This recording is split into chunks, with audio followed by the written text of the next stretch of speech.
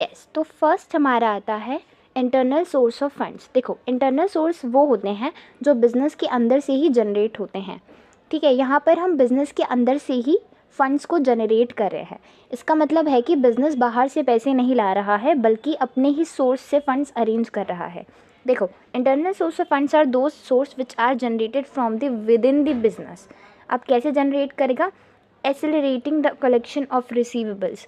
अब बिज़नेस में क्या होता है कि हर बिज़नेस में आपने क्रेडिटर्स को कुछ उधार दे रखा होता है ना, तो आप क्या करोगे, जितनी भी पेमेंट्स आनी है वो सारी पेमेंट्स कलेक्ट करोगे अपने कस्टमर्स से, तो इसको बोलते हैं collection of receivables. Disposing of surplus inventory. हमारे बिज़नेस में कुछ ऐसी इन्वेंट्री होती है जो सरप्लस होती है, तो उसको हम डिस्पोजिंग कर देंगे, डिस्पोज ऑफ कर देंगे मतलब सेल कर देंगे। ठीक है, नेक्स्ट हमारा आता है plucking back of profit, that is री investing profit in the business. देखो, प्लकिंग बैक ऑफ प्रॉफिट्स का मतलब होता है कि जो भी आपने बिजनेस से प्रॉफिट कमाया है, उसी प्रॉफिट को आप डिस्ट्रीब्यूट ना करके आप उसी बिजनेस में वापस लगा दोगे, उसको हम कहते हैं प्लकिंग बैक ऑफ प्रॉफिट।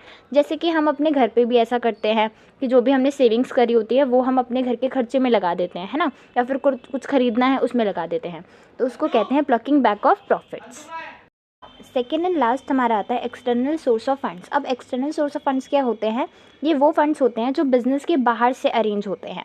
जब बिज़नेस को बड़ी अमाउंट में फंड्स चाहिए होता है ना, तब एक्सटर्नल सोर्स का यूज़ किया जाता है। देखो, external source of funds are those source which lied outside the organisation. ये बिज़नेस के आउटसाइड से अरेंज किया जाता है। अब इसके अंदर क्या क्या सोर्स इंक्लूड्स होते हैं? देखो, सप्लायर्स होता है, लेंडर्स होते हैं, इन्वेस्टर्स होते हैं। When a business require a large amount of funds, it generally depends on external source of funds. तो आई होप आपको समझ में आया होगा।